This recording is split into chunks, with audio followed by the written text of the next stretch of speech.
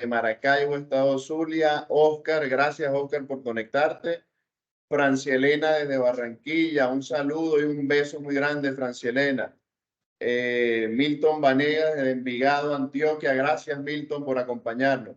Bueno, tal como lo estamos comentando, por favor, escríbanos por el chat desde qué ciudad, desde qué empresa, desde qué universidad, desde dónde nos acompañan, qué los motivó a estar con nosotros en esta actividad. Y también a lo largo de la conversación pueden ir planteando alguna duda, alguna pregunta que podamos estar haciendo asociada con el tema del webinar. En pocos minutos vamos a estar empezando la actividad. Por acá nos escribe María Isabel de los Teques, bienvenida. Carlos Alberto desde Medellín, saludos. Rigoberto, un saludo muy especial a don Luis Corredor desde Chía, Cundinamarca. Fabricio Roda desde Guayaquil, gracias Fabricio por conectarte. Sebastián Hoyos, gracias Sebastián desde Manizales.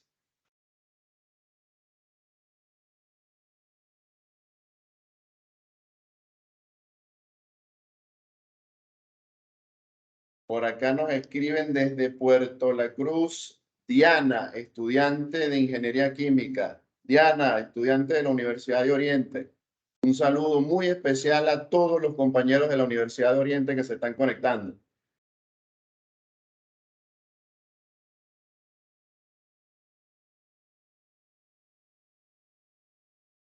A ver, a ver. Bueno, como ya les comenté, por favor escríbanos por el chat desde dónde nos acompañan, desde qué ciudad, país, universidad, planta, empresa, dónde se encuentran en estos momentos, qué los motivó a conectarse con nosotros en esta conversación. Y a medida que vaya avanzando la conversación, pueden ir planteando las dudas o algunas inquietudes, algunas preguntas que sientan necesarias en el desarrollo del webinar. Por acá, Wilfredo Cazorla desde Punto Fijo, Estado Falcón. Gracias, Wilfredo, por conectarte. María Laura desde Maturín, saludos. Víctor Escorcia desde Barranquilla, un saludo para don Luis Corredor. Caramba, don Luis Corredor tiene bastantes admiradores, seguidores en esta actividad. Gracias por acompañarnos. Bueno, respetando el tiempo y toda la disposición que tenemos, siendo las 02, vamos a dar inicio a esta actividad, no sin antes agradecerles a todos por acompañarnos en este webinar. Este webinar tiene como nombre 4 verdades en el tratamiento de agua. Y bueno, digamos que vamos a ir repasando un poquito algunos temas y alguna visión bastante general y panorámica del tratamiento de agua, asociada a todo lo que tiene que ver con experiencias, con análisis, con oportunidades de mejora, etcétera. Agradecemos a todo el equipo de mercadeo y tecnología aplicada de Kembran, Santiago, María, Osvaldo, Kimberly, Daniele, y bueno, todos los que hicieron, pues, montaron esta actividad, su convocatoria, el trabajo por las redes. También a todo el equipo de Kembran que hoy nos acompaña, pues también hoy es un día bastante importante para nosotros porque es el cumpleaños número 7 de Kembra. Digamos que esta actividad de valor agregado para todos ustedes fue diseñada con muchísimo cariño para compartir juntos este cumpleaños y también para brindarles pues valor agregado en este sentido del tratamiento de agua. Como ya les comenté desde un inicio, por favor escríbanos, coméntenos desde dónde nos están acompañando, desde qué ciudad, qué empresa, qué planta, qué universidad, y a medida que vayamos desarrollando la conversación, plantéenos alguna duda, alguna inquietud que a bien deseen compartir con nosotros. Yo soy Jesús Pérez, director comercial de Kembran. Hoy voy a estar actuando como el moderador en esta actividad y acompañándole y diciéndoles una que otra cosa, pero digamos, el tema central de hoy nos lo va a estar brindando nuestro especialista en tratamiento de agua, quien en lo particular admiro y aprecio mucho porque es una extraordinaria persona y tenemos muchos años trabajando juntos, el ingeniero Luis Corredor. Tiene más de 46 años trabajando asociado al tema de tratamiento de agua, de experiencia en tratamiento de agua. con experiencia comprobada a nivel internacional, conferencista, profesor de pre y posgrado, ha ocupado diversos cargos y diversas posiciones asociadas al tratamiento de agua y de liderazgo de equipos asociados al tratamiento de agua. Y bueno, en lo largo de la conversación, pues, podrán plantearle algunas preguntas, saludos, dudas, etcétera. Y bueno, vamos a ir trabajando en ese sentido. Don Luis Corredor, ¿cómo está usted? Gracias por acompañarnos, don Luis. Gracias, Jesús, por la invitación.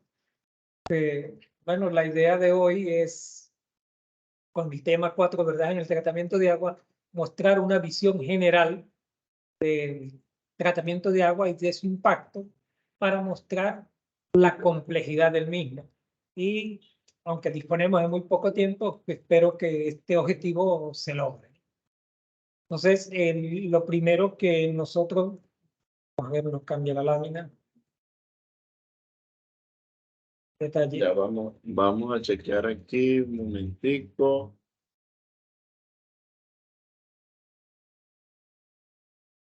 Listo. Bien. Nos confirma, por favor, que se esté escuchando bien y que se vea el material por el chat. Escríbanos por el chat cómo se escucha, cómo se ve.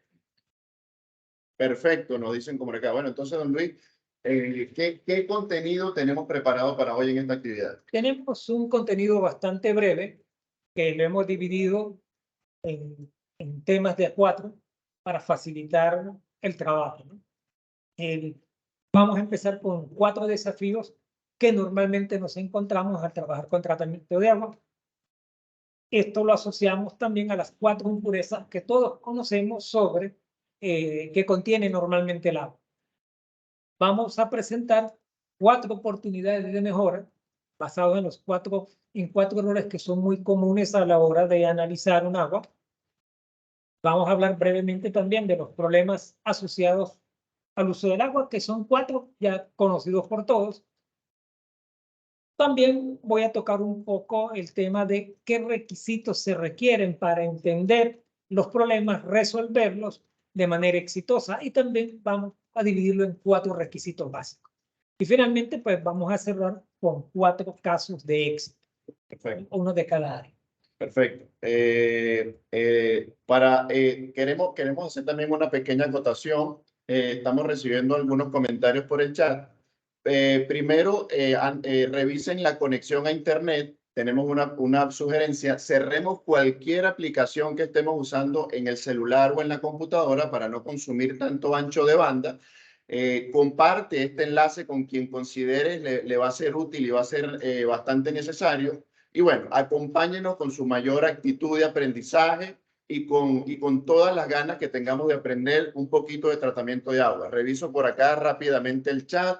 Por acá nos escribe Leonardo Martínez desde México, Guadalajara. Un placer escuchar al amigo Luis Corredor, excelente profesional. Leonardo, un abrazo, un gran abrazo para ti.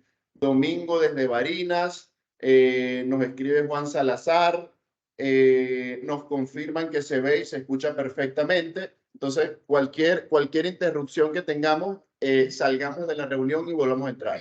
Volviendo al contenido de la reunión, entonces, hemos preparado, digamos, generalizado, usando el número 4, preparando desafíos, oportunidades de mejora, o sea, lo que en la psicología positiva y uno de nuestros líderes de nuestra organización habla del cómo sí. O sea, de ver los errores, de ver esa forma que alguien pudiera decirle fracaso, verlo como oportunidad de mejora.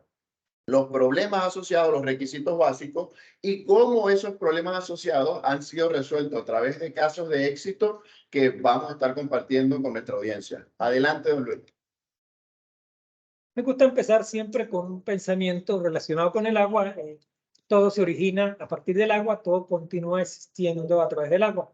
Esto se le atribuye a Goethe, pero no tuve forma de verificarlo. Lo que sí puedo decir que en el año 600 a.C., Tales de Mileto, según escribe Aristóteles o escribió Aristóteles, ya había expresado que todo viene del agua, y especialmente se refería a la vida. Y de ahí la importancia del agua, su tratamiento, su conservación y su buen uso. Esto es importante destacarlo porque tenemos una alta dependencia como organismos vivos y como planeta. Bien, entonces empecemos con los 4 desafíos.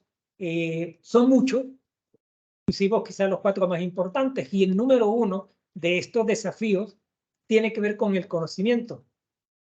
Llama desconocimiento, falta de información, y el principio de todo.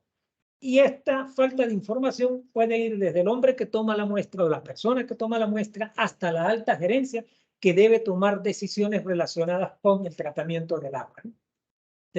Obviamente, la falta de información va a impactar los siguientes desafíos que vamos a ver. Hay un desafío también importante que es la indiferencia. ¿Y a qué se refiere la indiferencia? Que podemos tener el conocimiento del tratamiento de agua, de la importancia, pero no le prestamos la debida atención o no tomamos las decisiones a tiempo. Puede suceder que a algunos sistemas se le presta atención y a otros no, y a aquellos a los cuales no se le presta atención, vamos a enfrentar problemas que pueden impactar a la planta completa o a una parte del proceso, ¿no? El siguiente es la ausencia de supervisión. Y la ausencia de supervisión es un tema bien difícil, porque la supervisión va también desde la toma de muestra hasta el análisis de la información, y la supervisión no solamente a quienes operan, manejan o deben tomar o realizar las tareas, sino también la supervisión al prestador del servicio. El último de los 4 desafíos es enfrentar lo que se llaman las soluciones mágicas. Este es un tema complejo porque la existencia de paradigmas, dogmas o creencias apuntan siempre hacia el tratamiento de los síntomas de un problema y no a sus causas raíces. Y siempre se piensa en primero, la química o la química del agua, pero los problemas pueden tener su raíz en una mala operación, en un mal diseño. Hay que hacer un análisis de varios factores. Sí, hay que analizarlo, y eso lo vamos a ver ahora. Hay que hacer un diagnóstico completo. Entonces, puede haber incluso errores conceptuales, y estas soluciones mágicas a veces están muy asociadas a errores conceptuales. Bien, vamos a hablar de las impurezas. Las impurezas ya es por todo conocido que están clasificadas básicamente en 4. La primera son los gases disueltos, que lo componen gases ionizables y gases no ionizables. Y casualmente también son 4. Un gas no ionizable, que es el oxígeno, que nos interesa, y 3 no ionizables, que son el dióxido de carbono, el sulfuro de hidrógeno y el amoníaco. Sabemos que el dióxido de carbono se convierte en ácido carbónico, que el sulfuro de hidrógeno se convierte en ácido sulfídrico y que el amoníaco se convierte en hidróxido de amonio. Los 2 primeros se asocian a corrosión principalmente, y el amoníaco se asocia también a al impacto microbiológico y a la corrosión del cobre y sus aleaciones. Luego tenemos los sólidos disueltos. Los sólidos disueltos parece fácil y es lo primero que miramos, pero se nos olvida que los sólidos disueltos pueden ser de mucho tipo, tanto iónicos como no iónicos, que son inorgánicos, y los orgánicos. Solemos olvidarnos de los compuestos no iónicos y de los compuestos orgánicos a la hora de analizar un agua y a la hora de tomar decisiones. Fíjate que la fotografía que está... Eso le iba a comentar, Luis. Fíjese que la fotografía que tenemos en la imagen, digamos que es la unión de 2 ríos, y entiendo que es como la unión del río Orinoco y el río Caroní en Venezuela, con diferentes coloraciones. ¿Podemos explicarle a la audiencia qué relación tenemos con los sólidos disueltos, con estas impurezas y la fotografía que estamos mostrando? Pues sí, fíjate que ilustra 2 cosas.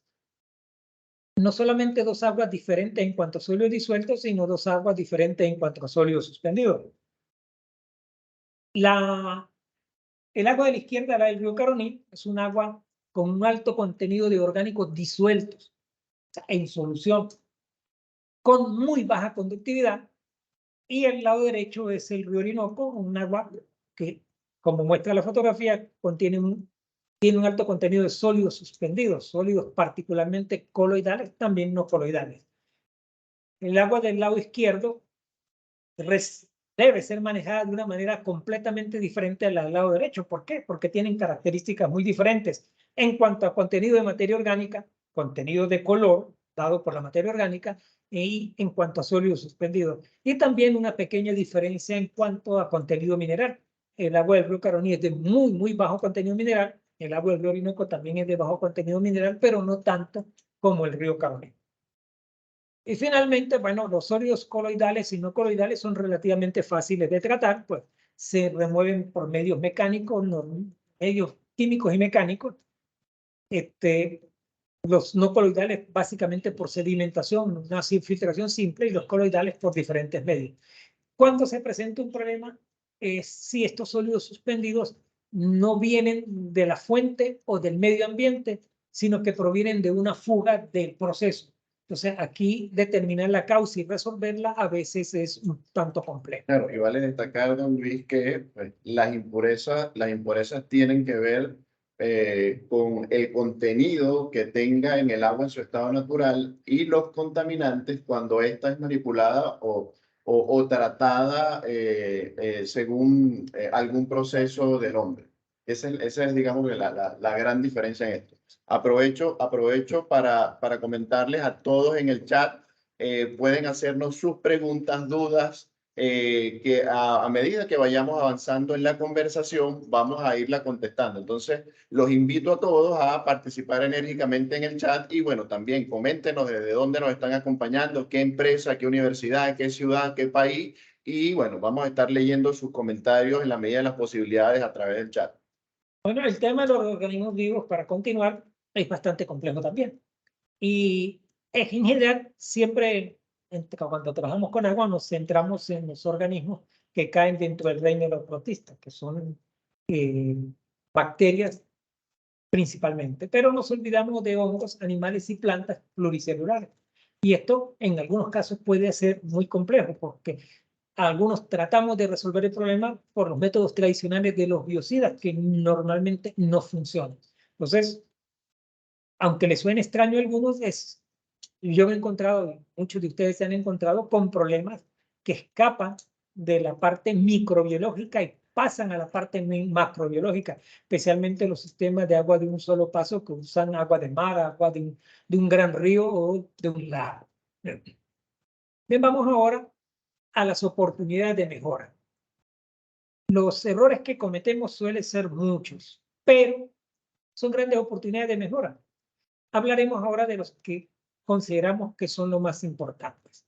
Y el primero tiene que ver con los análisis químicos, que no se realizan de manera completa, son mal realizados o tienden a ser incoherentes. Una herramienta para verificarlo es el balance de iones. Y el balance de iones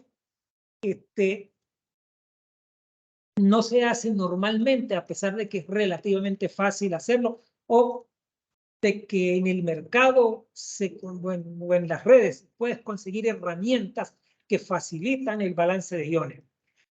Yo no estoy pidiendo que se hagan todos los análisis completos todas las veces, porque eso no tiene mucho sentido. Siempre tenemos que hacer los análisis que nos permitan tomar decisiones. Por supuesto. Pudiéramos estar invirtiendo en tiempo, dinero, esfuerzo, horas, hombres, que hay temas que pues, no necesariamente son los que tienen que estar habilitados. Yo recuerdo mucho una experiencia de un cliente que usted siempre nos participaba, donde se hacía sílice en 3 turnos al día y todos los días. Y la sílice, en lo que revisamos el histórico, tenía 40 años que no había cambiado. Y por el origen del agua había muy pocas probabilidades de que cambiara. Entonces, era un ejemplo de un análisis que podía dejar de hacerse e invertir el tiempo en una actividad de mucho mayor valor agregado. Ciertamente. Pero sí es importante que la primera vez se caracterice el agua y que cada cierto tiempo se realice un análisis completo y se verifique con un balance de iones. El balance de iones lo puede usted hacer con una hoja de Excel usted mismo, realizarla. Kembran tenemos una, pero también puede usar programas disponibles en las redes como el Plutocal Water, que para los teléfonos Android es totalmente gratuito, pero también hay otro, esta es la que a mí me gusta más, pero hay otras aplicaciones que hacen exactamente lo mismo. Esta de Plutocal es muy completa, bastante... Don Luis, tenemos una pregunta de Mayra que, bueno, va asociada a esto que acabamos de comentar. ¿Cuándo se deben realizar pruebas físico-químicas del agua? Así, brevemente, para enganchar a Mayra con lo que acabamos de explicar. Gracias, Mayra, por tu pregunta. Bueno, eso, el cuándo y cuáles depende de tu proceso, ¿no? Porque es muy diferente. Cuando yo estoy depurando agua para agua potable o estoy obteniendo agua de alta calidad, haciendo un tratamiento de agua de alta calidad para producción de vapor en una caldera de alta presión, o simplemente agua que va de reposición a una torre de enfriamiento o va a un proceso.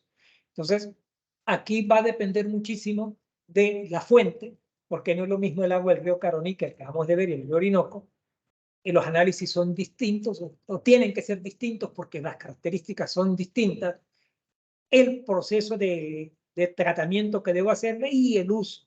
El uso determina también los análisis que tengo que hacer y el impacto determina la frecuencia.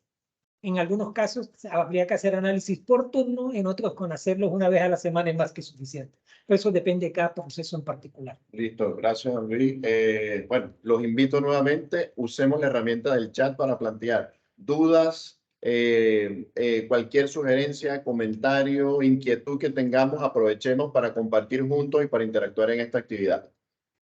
Otro tema que a mí me gusta tocar que es muy interesante es el uso de los sólidos, el cálculo de los sólidos disueltos usando factores a partir de la conductividad. Fíjese que eso me parece tan necesario, don Luis, porque nos ha tocado la experiencia visitando, compartiendo clientes, incluso compañeros de trabajo, donde siempre creemos en una solución o creemos que hay un factor único, mágico, donde podamos estar convirtiendo conductividad con los TDS. No, eso es, como yo siempre acostumbro a decir, es más falso que billete de 15. ¿Por qué?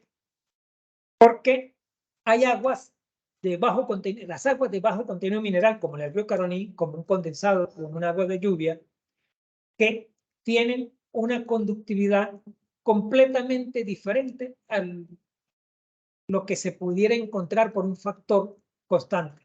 Las aguas de lluvia, un condensado, su conductividad está muy influenciada por gases como el dióxido de carbono, como el amoníaco, que conducen la corriente.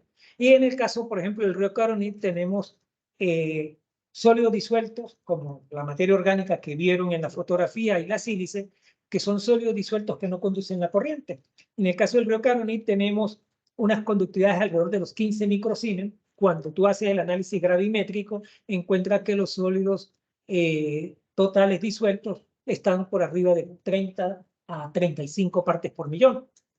Entonces, esto es un error muy frecuente. Lo que se debe hacer normalmente es tener tu propio factor de conversión si tú quieres agilizar las cuentas, ¿no? Lo haces específicamente para tu agua y en tu periodo específico de trabajo, porque algunos cambian de acuerdo a las estaciones, si el agua es de lluvia o es agua de periodo de lluvia o periodo de sequía. Aprovechamos, don Luis. Sí. Mira, por acá Oscar nos escribe en el chat, sí, pues el factor para conductividad a sólidos disueltos no es 0,64. Como lo está comentando don Luis, Oscar, no hay un factor único. Cada agua, cada sistema puede tener algún factor. Sin embargo, la recomendación es hacer un factor para cada planta, agua, proceso. Para cada época del año. Y para cada época del año basado en el balance de iones calibrados. O depende también de un análisis gravimétrico, porque en el caso del agua del río Caroní, el balance calibrado no te lleva 4 o 5 partes por millón de compuestos. Tú tienes la sílice, 7, 8 ppm de sílice y tiene 14, 15 ppm de materia orgánica disuelta, incluso a veces más. Entonces, acaban de hablar de 0,64, yo he visto equipos que tienen un factor de 0,5. Entonces, eso depende de cada quien, ¿no? Y no tiene ningún sentido. Por lo tanto, hay que usar un factor propio. Adelante, Andrés. Otro error que suele cometerse es ignorar ciertos compuestos clave. El fosfato es uno de los que más se olvida porque en el pasado no era una impureza frecuente, pero ahora es un contaminante frecuente por la presencia de detergentes y de los fertilizantes ricos en fosfato. Y algunos se asombrarán de que ponga allí el calcio, pero en algunos países me he encontrado que es costumbre hacer la dureza total y no fijarse en el calcio. Nos ha pasado a salir. Y quien que forma depósitos normalmente el número uno es el calcio. Entonces tú tienes que saber cuánto calcio hay. No solamente saber, a veces hacer los balances de No, calcio. y no solo eso, Luis, sino que para diseñar el tratamiento, una de las variables más importantes es la dureza del calcio. Sí, pero mucha gente ni la mira, ¿no? Y hacen los cálculos de los índices de Langelier, Reisner, etcétera, con la dureza total, lo cual es completamente falso, porque el concepto está basado en la presencia de calcio y no la del magnesio. Tan frecuente pues que no se hagan sulfatos ni cloruros, pero de vez en cuando hay que hacerlo por una u otra razón, pero la principal es para verificar que el análisis sea correcto. Me he encontrado con análisis donde al hacer el balance, para que cuadre hay que ponerle sodio negativo y esto va en contra de la física, ¿no? Eso no es posible, ¿verdad? Dan errores muy grandes, ¿no? Entonces este es un error muy importante, ¿no? Otra oportunidad de mejora es la de la vinculación entre los actores, llamando actor al que toma la muestra, quien la analiza y el que evalúa los resultados. Estos normalmente son tres personas distintas y el tomador de la muestra o no está capacitado o tiene mucho trabajo encima o no sabe cómo hacerlo o no tiene ningún criterio, simplemente toma la muestra, a veces sin drenar bien la tubería, sin darse cuenta que hay un cambio de color, de que es distinta al día anterior, etc. Luego el analista, que puede tener también su propio criterio a la hora de hacer un análisis. Y finalmente, el más importante quizás de todo, el que unifica, es la persona que recibe el dato, que tiene que analizar y ver si esos análisis son coherentes y analizarlos en el tiempo. Entonces, aquí muestro una gráfica de control estadístico, de una gráfica de tendencias en el tiempo, el cual pues se puede utilizar como, o debe ser utilizado como una herramienta de trabajo. Don Luis, por acá tenemos una pregunta desde el chat. Buenas tardes. ¿Cómo se pueden tratar incrustaciones por dureza en bidones de agua potable y equipos? Bueno, primero tendríamos que saber el origen del agua y digamos, habría que estar acompañado con otras variables, pero bueno, qué podemos recomendarle a esta persona, don Luis? Bueno, sí, no entiendo la pregunta porque puede ser para limpiarlo o para prevenirlo. No, entiendo que hay precipitación, incrustaciones por dureza en algunos equipos y en unos bidones de agua potable. Pudiera ser una planta potabilizadora o de llenado o de pozo profundo, llena de botellones o algo por el estilo. Bueno, la primera acción debería ser ablandar el agua para evitar esto. Si no quiero hacer la inversión capitalizable, no dispongo del dinero, del espacio o del tiempo, puedo recurrir a una solución química, que es el uso de un polifosfato grado alimento dentro del rango que permiten las normas para inhibir la formación de depósitos. Otra pregunta muy rápida, don Luis. Él habla sobre la concentración del dióxido de manganeso puro para tratar aguas con concentraciones de hierro entre 1 y 1,5 ppm. Bueno, y también habla sobre, creo que un compuesto o algún producto comercial, el Gritsam Plus. Pero bueno, supongamos que la pregunta está asociada a cómo tratar aguas que tengan estas concentraciones de hierro. Una pudiera ser simplemente aireación o también por oxidación o precipitación. Lo más económico, la primera solución es airear y luego pulir con un oxidante como el cloro. En el caso del manganeso un poquito más complejo, también se puede utilizar lo que menciona allí, las arenas verdes, los filtros de arenas verdes. Son muchas las soluciones, pero cada caso es particular que se debe analizar en específico porque depende de la fuente, de la cantidad de agua que hay que tratar, del espacio que tiene disponible, de los costos involucrados. Es una pregunta compleja que podemos responder por separado. Claro, adelante. Bien, vamos a hablar brevemente de los 4 problemas asociados. El primero, la corrosión, y hago mención por el agua misma y por sus impurezas, ¿no? Y pudiera sonar contradictorio, pero un agua muy pura es un agua corrosiva. Y hay impurezas que me hacen el agua corrosiva, pero también tengo impurezas que me ayudan a controlar la corrosión, entre ellas el bicarbonato de calcio principalmente, e incluso los fosfatos presentes en el agua. Esto puede sonar contradictorio. En el caso de las incrustaciones, pues el problema es más fácil de entender, pues por sus propias impurezas. Pero fíjate que estas impurezas que forman incrustaciones también inhiben la corrosión. Por lo tanto, algunos toman la decisión tajante de desmineralizar o de ablandar totalmente el agua para meterla, por ejemplo, en una torre de enfriamiento, olvidándose que esa dureza que él está removiendo, el bicarbonato de calcio, ayuda también a proteger contra la corrosión y a bajar los costos del tratamiento. Finalmente, después tenemos el ensuciamiento, que se da por sus impurezas, por las impurezas del agua, pero también por contaminaciones que pueden venir del lado proceso o del medio ambiente. Mira, nos comentan acá, don Luis, para hablar otro puntito acá, de que todavía hay un problema de incrustaciones, un agua que viene de pozo, pasa por suavizadores, pero aún persisten las incrustaciones. ¿Qué recomendación le podemos hacer? Bueno, en primer lugar hay que determinar de qué son las incrustaciones, porque un agua de pozo rica en minerales y en gases, cuando la desgasifica, inicia un proceso de precipitación que no solamente es del calcio, que es el que normalmente precipita, pero también puedes tener hierro, otros compuestos como bario, etc. Entonces hay que determinar qué es lo que se está precipitando. Si es un problema de dureza que persiste, entonces tengo un problema de que el ablandamiento tiene fallas. Si es con ablandamiento con cal, No, dice suavización con resina. O sea, con resina, entonces hay un problema que hay que determinar con y estudio de ahí, ilusión. donde nuestro amigo Juan José, pues tendría que hacer un estudio de ilusión y bueno, mirar los ciclos, etcétera, y Sí. ver cómo está trabajando esa resina para la calidad del tratamiento. O en qué estado está la resina. Exactamente. Bueno, tenemos finalmente en esta parte de las impurezas, la parte biológica, que puede venir sus impurezas con el agua, sus organismos, pero también el medio ambiente, especialmente en el caso de una torre de enfriamiento y por contaminaciones desde el lado proceso.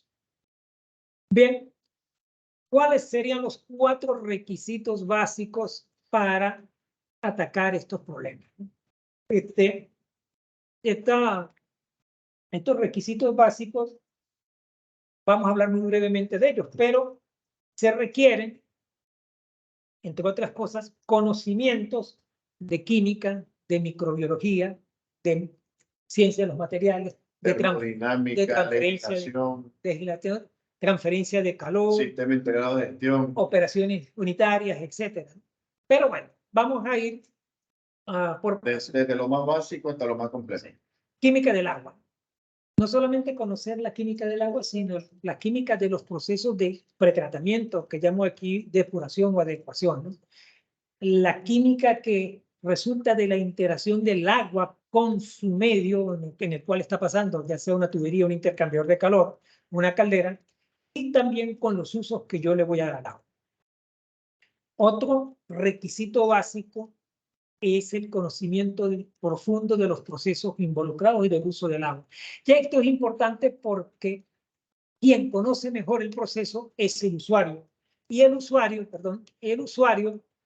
debe formar, o buscamos formar equipos con el usuario que conoce el proceso para la detección de problemas y la solución de los mismos. Y aquí ya esto es un trabajo en equipo. Ahí hay algo muy importante, don Luis, que habla sobre la sinergia y el trabajo en equipo, donde, bueno, se tiene que hacer un diagnóstico adecuado, mirar cuál es el dolor, cuál es ese padecimiento que tiene el sistema, la planta, los usuarios, la persona, y ver qué soluciones se pueden proponer alrededor de eso. Pero si no hay trabajo en equipo, o sea, esto no, verdaderamente como que no funciona. La dinámica no fluye. Y vamos a mostrar ahora unos ejemplos de trabajo en equipo, ¿no? Bien, la clasificación tradicional estamos aquí en los procesos involucrados y usos. Y en cuanto a los usos, pues tenemos la clasificación tradicional, que son 4: consumo humano, enfriamiento, generación de vapor y procesos. Pero hay una más corta, que es potable, Más clásica. industrial y recreativa ornamental, ¿no? En cuanto al industrial, pues el uso principal es transporte de energía, generación de vapor, calentamiento, enfriamiento, y un uso importante es como materia prima. Los fabricantes de bebidas o de cualquier tipo, desde el agua, simplemente agua potable embotellada, hasta cervezas y refrescos.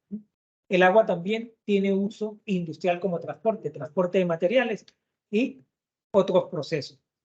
Hay un uso del agua que a veces no consideran las empresas, que es el de limpieza y desinfección, que es un uso también muy importante, ¿no? Bien. Don Luis, tenemos una pregunta acá de la audiencia. ¿Qué alternativas se pueden aplicar en reservorios de aguas industriales donde hay crecimientos de algas y microorganismos y esta agua está destinada a alimentar procesos como ósmosis inversa? Ese es un caso bastante difícil. El tratar aguas de estanques y lagunas con crecimientos biológicos altos es complejo y costoso.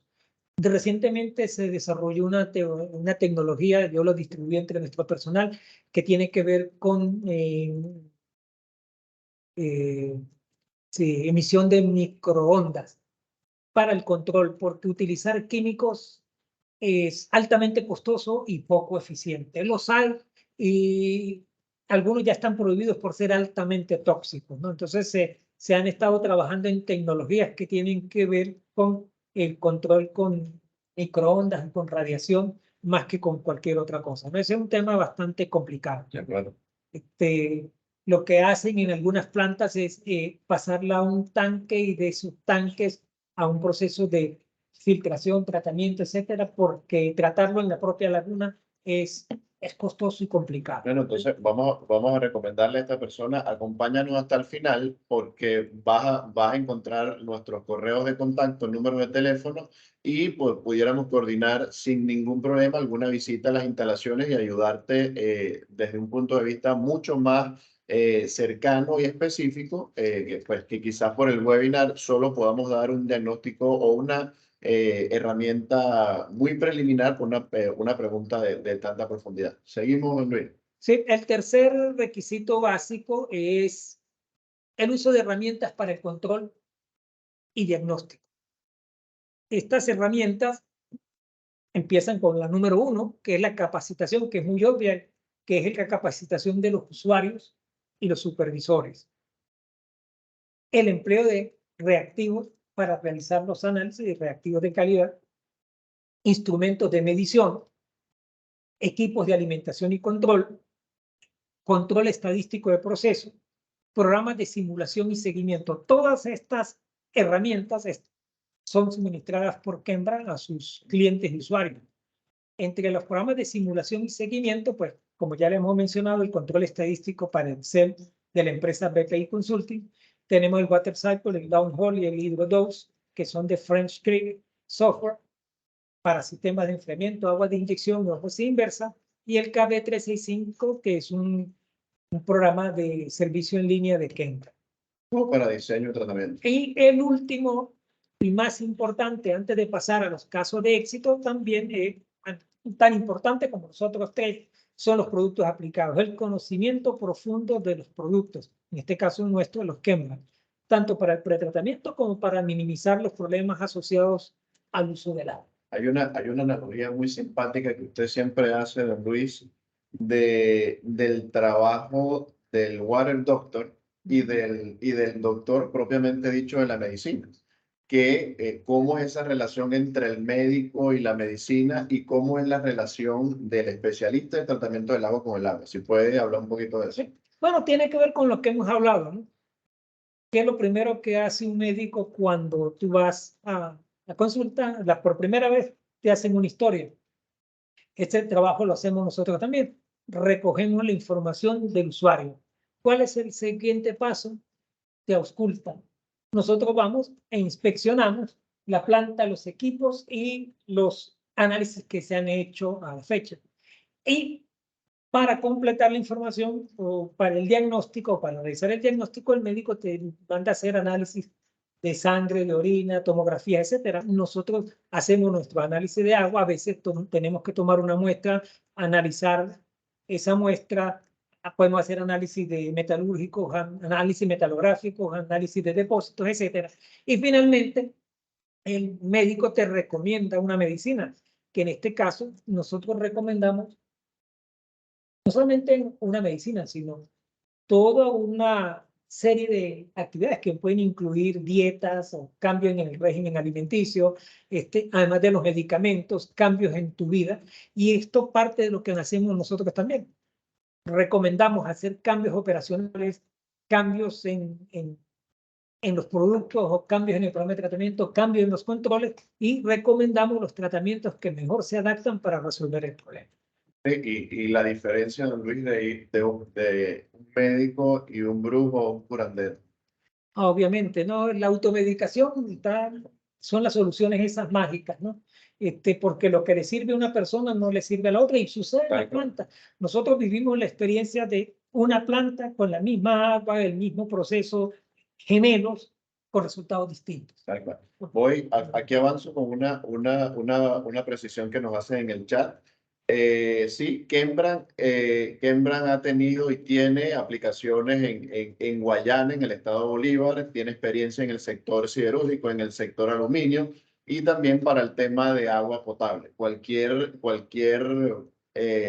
ayuda, cualquier necesidad que consideren en esa zona, estamos en la capacidad de estudiarlo en ese modo. Y de todos modos, bueno, también parte del currículo de don Luis es que trabajó en la siderúrgica del Orinoco por muchos años y conoce muy bien el agua del estado Bolívar, tanto del lado Orinoco como del lado Caroní.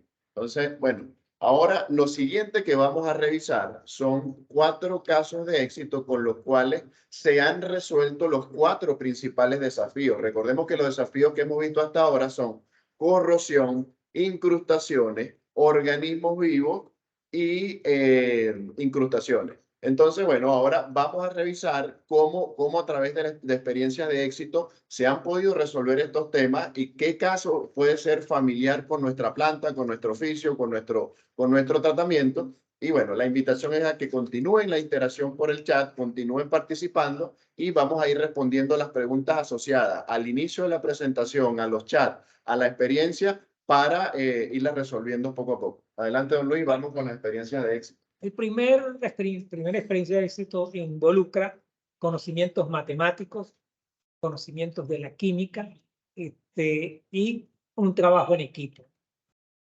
El problema pues, básico planteado era un control de pH y de corrosión en un sistema de generación de vapores en una planta petroquímica, ¿no? La necesidad específica más detallada era control de pH y por tanto control de la corrosión del agua de la caldera y al mismo tiempo del sistema de condensado en un solo producto. Una cuestión bien compleja. Sí.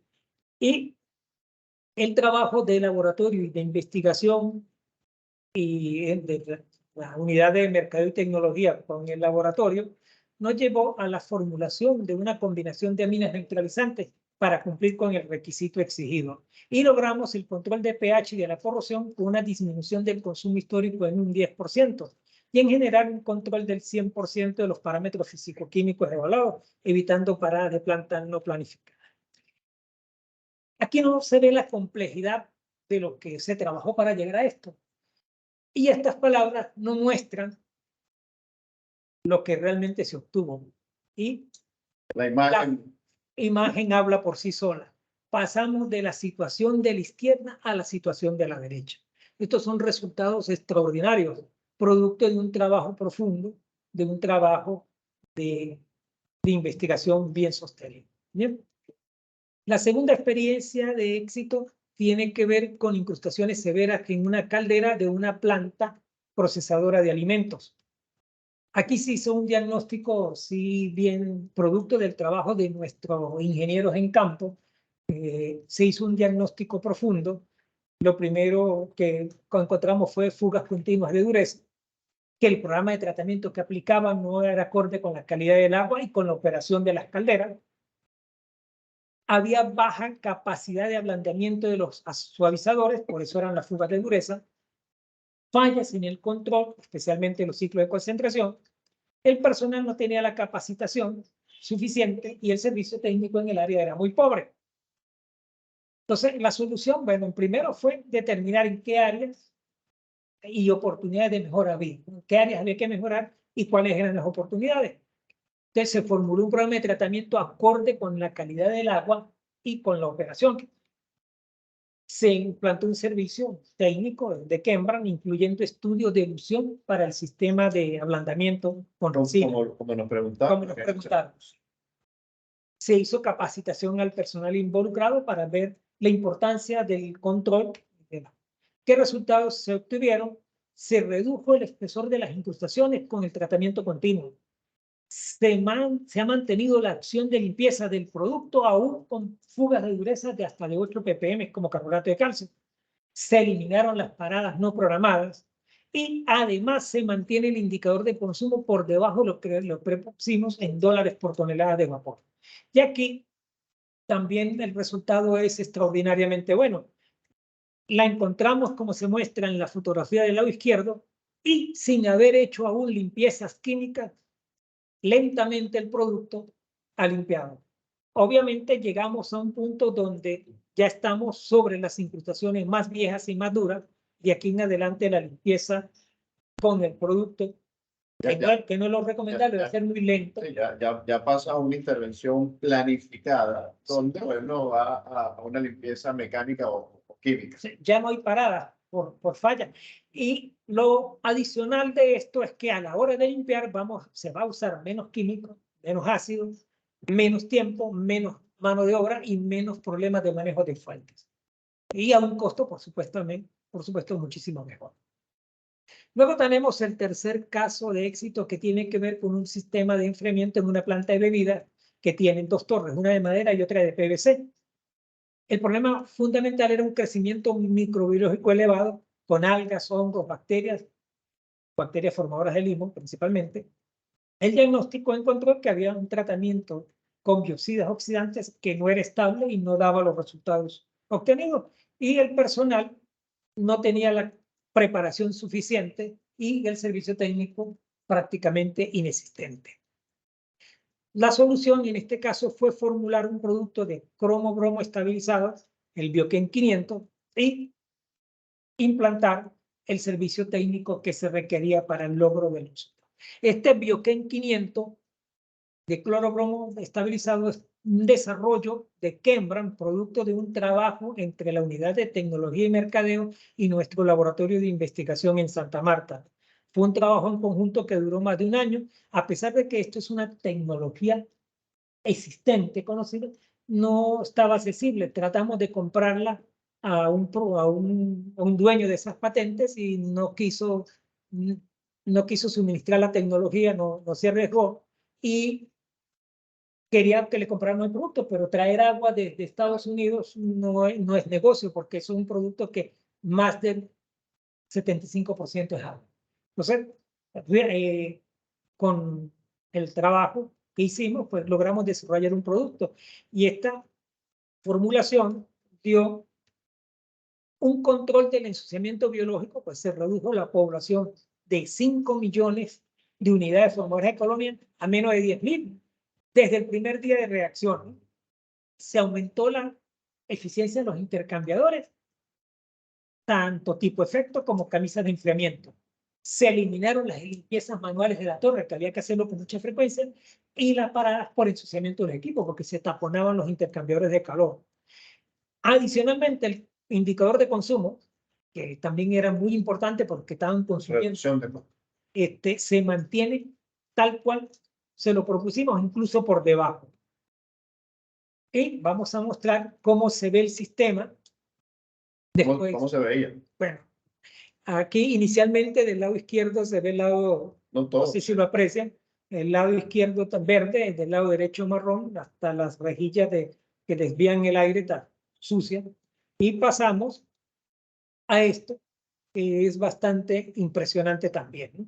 incluso arriba en el de distribución, donde crecen las algas, se puede apreciar cómo Don Luis, está limpio. aprovecho para, antes de pasar al siguiente caso, para un comentario de Ender que dice, pienso que el mayor reto en la actualidad es encontrar en las plantas personas con sentido de pertenencia y con ganas de aprender sobre esta tecnología. Mi experiencia como técnico de servicio de una empresa que representé, bueno, teníamos dificultades para el seguimiento y las indicaciones durante nuestra ausencia. Fíjate, Ender, cómo se combina esto con lo que don Luis habla de trabajo en equipo. Porque si hay algo que nosotros hemos aprendido en nuestra experiencia es que no existen clientes difíciles ni personas difíciles, sino personas con las cuales nosotros no hemos sido capaces de conectar. Y bueno, siempre es importante saber cuál es la dolencia que tiene la planta, cómo podemos ayudar con nuestros productos y servicios a esas personas y cómo nos convertimos en un alivio para que puedan invertir tiempo en tomar decisiones mucho más certeras. Adelante, don Luis, con el siguiente caso. El último caso. Revisando el chat. El último caso, un caso muy difícil, que es nuestro mayor usuario, es un caso de ensuciamiento inorgánico, es un sistema de enfriamiento de una planta petroquímica. El diagnóstico de este sistema arroja pues, que un programa de tratamiento no adecuado a las características del agua, al proceso y al control. Y en consecuencia hubo formación severa de depósitos y, por supuesto, de corrosión bajo depósitos. Este sistema ha sido difícil porque aún mantiene desviaciones condicionantes y limitantes. La primera es el control de pH. Prácticamente no existe, es manual, funciona a veces sí, a veces no.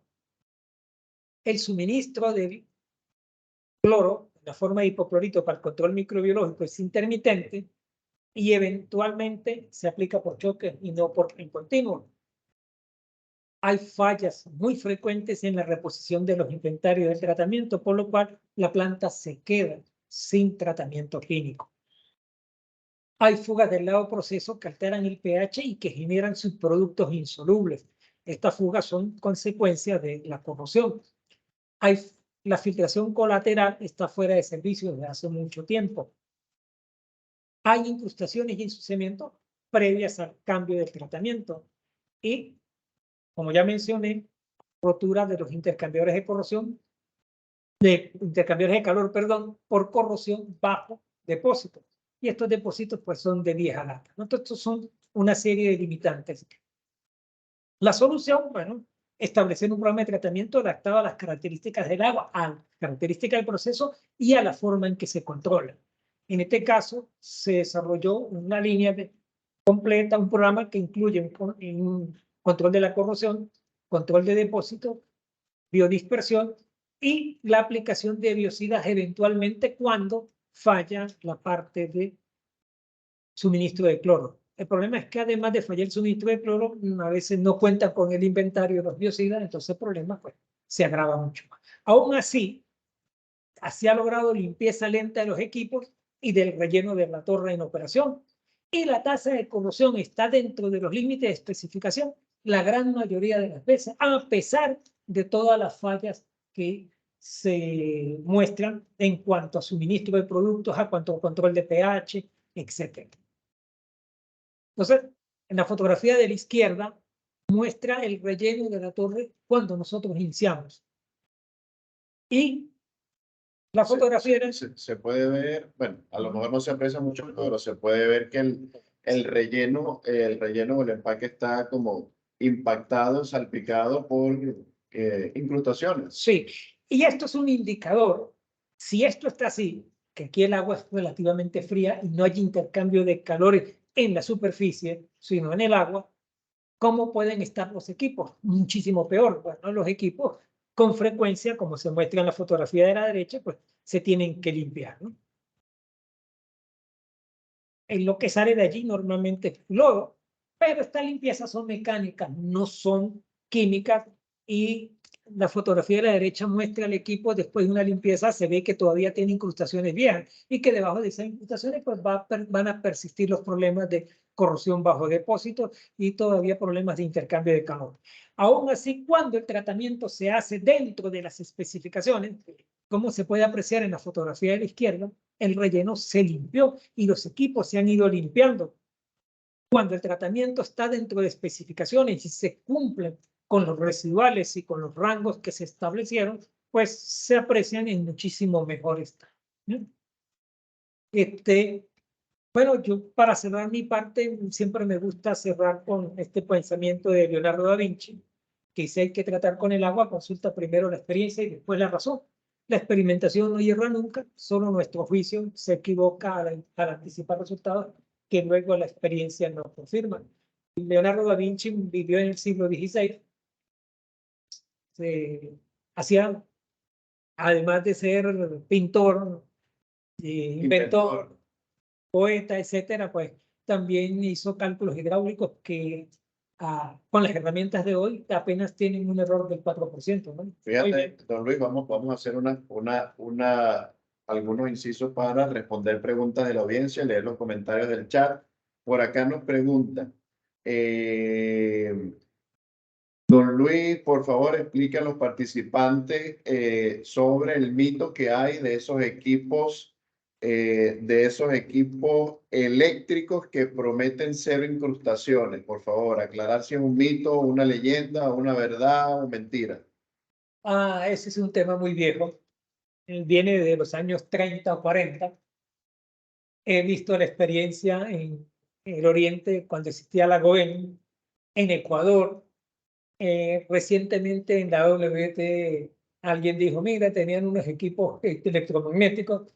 Se puede conseguir información quizás muy breve, pero cautelosa, en el manual de tratamiento de agua del Ejército de los Estados Unidos, el UFC.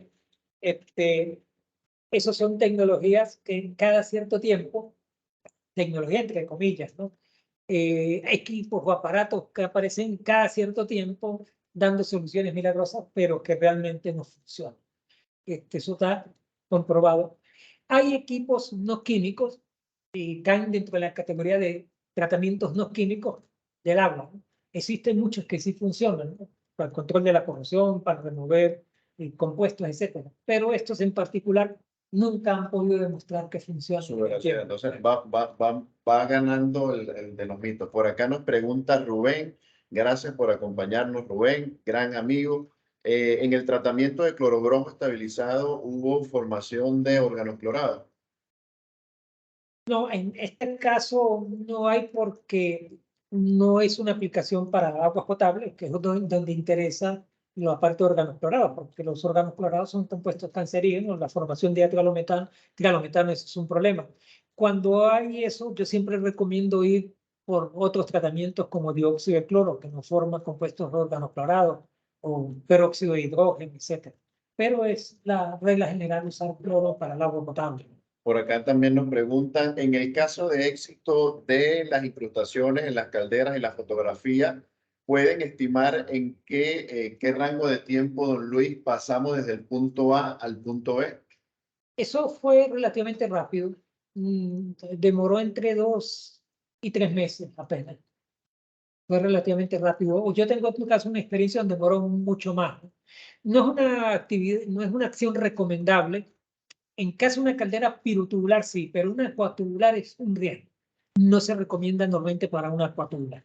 Ok, por acá nos comenta, muchas gracias a los expositores, pueden compartir su dato, excelente charla. Bueno, acá en la siguiente lámina compartimos los datos de don Luis, su correo como nuestro especialista lcorredor@kembran.com y su teléfono en Venezuela. Pueden hacer capture de la pantalla. Recuerden que este webinar está siendo grabado y va a estar colgado en nuestro canal de YouTube. Pueden buscar en YouTube Kembran. Y bueno, cerrando este encuentro, pues le hablamos de por qué nosotros podemos ser una alternativa para acompañarnos.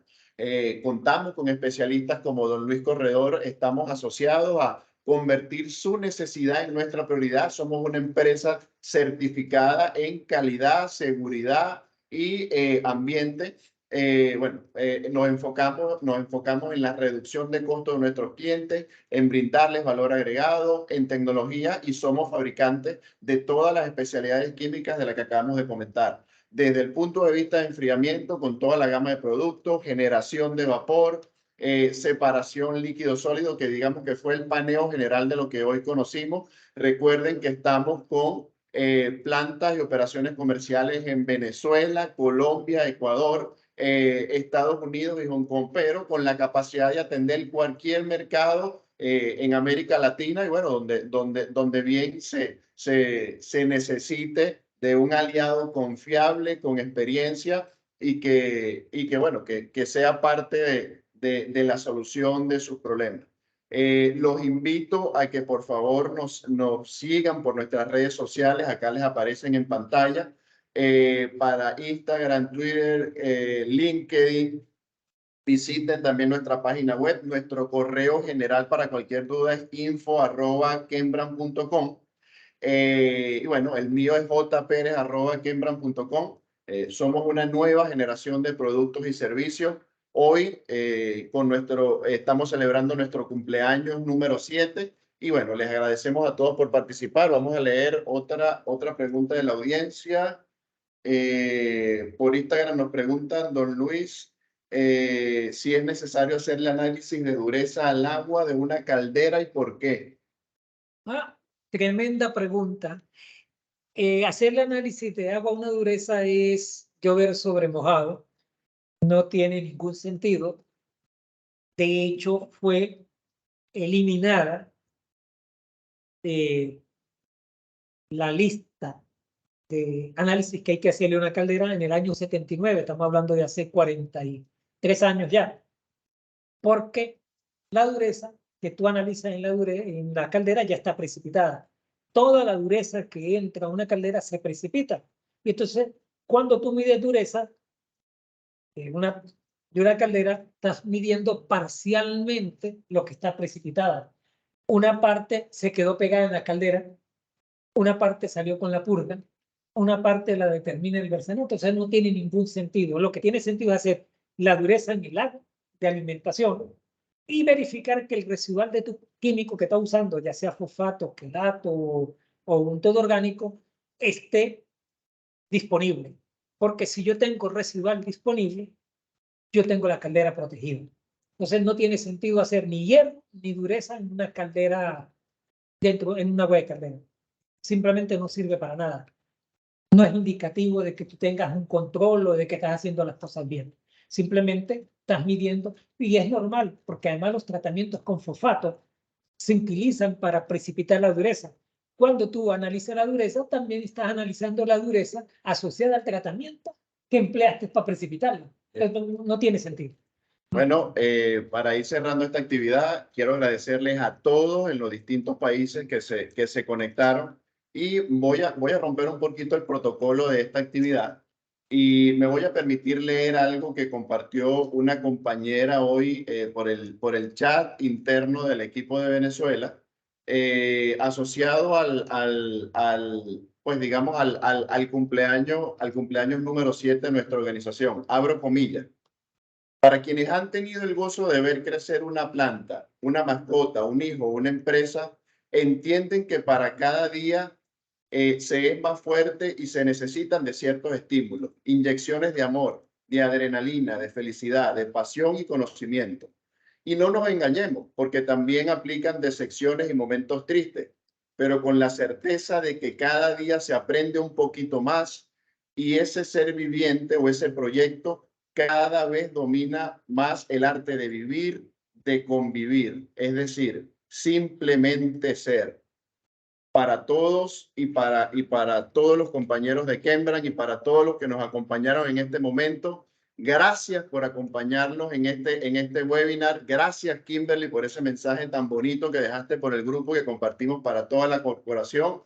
Y bueno, si sienten que se nos está escapando alguna duda, que dejamos alguna pregunta en el chat, los invitamos a que nos escriban lcorredor@kembran.com, jperez@kembran.com, info@kembran.com, a través de nuestras redes sociales. Gracias nuevamente por acompañarnos. Fue un gusto para nosotros compartir esta actividad de valor agregado con ustedes y que Dios los bendiga.